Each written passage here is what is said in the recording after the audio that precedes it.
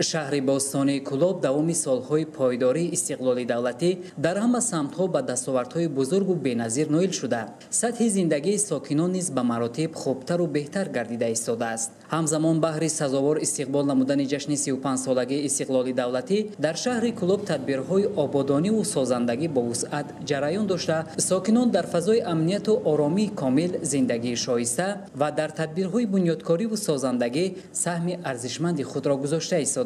طبق نقشه چاره‌بینی‌های مقامات اجرایی حکومت دولتی شهر کلوب جهت سزاوار استقبال گرفتن از جشن بزرگ ملی 33 سالگی استقلال دولتی جمهوری تاجیکستان در شهر کلوب کارهای آبادانی و سازندگی با وسعت جریان داشته، در همین زمینه راه‌های مرکزی شهر تعمیر و از نوسازی گردیده. این چنین منفرش‌کنی در مرکز و محله‌های حدودی شهر با جلب تکنیک‌های لازمه و متخصصان کارخانه واحد تعمیر و برقرارسازی راه‌های داخلی شهر کلوب با مرام ادامه دارد.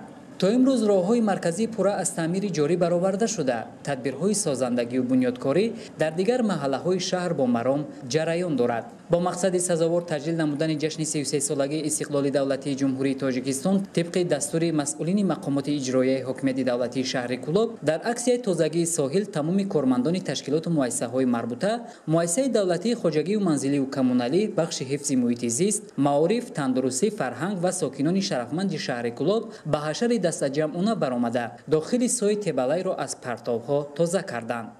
چخیلی می‌بینیم این سوی زیاده از 5 کیلومتر طول کشیده است. تقریباً 35 متر کوبی پرتوهای 3 سالی استعمالی داخل سوی را با واسطه حشر برآورده و پرتوهای شهری می‌بریم.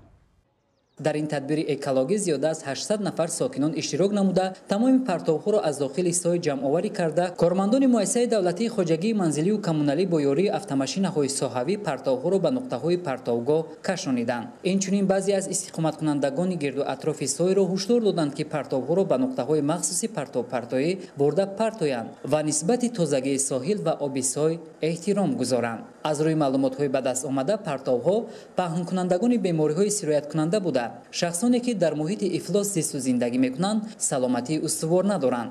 از این رو از هر یک ساکن دعوت به عمل آورده شد که پرتوهایشان را در نقطه‌های مخصوصی پرتویی برده پرتویند تا به خود و اطرافیان زیان نرسانند. چنین اقدام‌های دست جمعانه من بعد نیز از جانب شهروندان ادامه یافته جشن 33 سالگی استقلال دولتی جمهوری تاجیکستان را با شکوه و شهامت خاصه در شهر تجلیل خواهند کرد. این همه پیشرفت و شکوفایی‌ها و دستاوردهای روزافزون ساکنان پیش از همه نتیجه پایداری صلح و ثبات، امن و آسایشگی وطن است که برای مردم شرفمند تاجیکستان جهت تامین زندگی آسایشته و رسیدن به فتح قله‌های مراد زمینه مساعد فراهم آورده است. محمد جان بازار، علم افروزی تقوی مراد، کلاب برای برنامه اطلاعاتی خبر.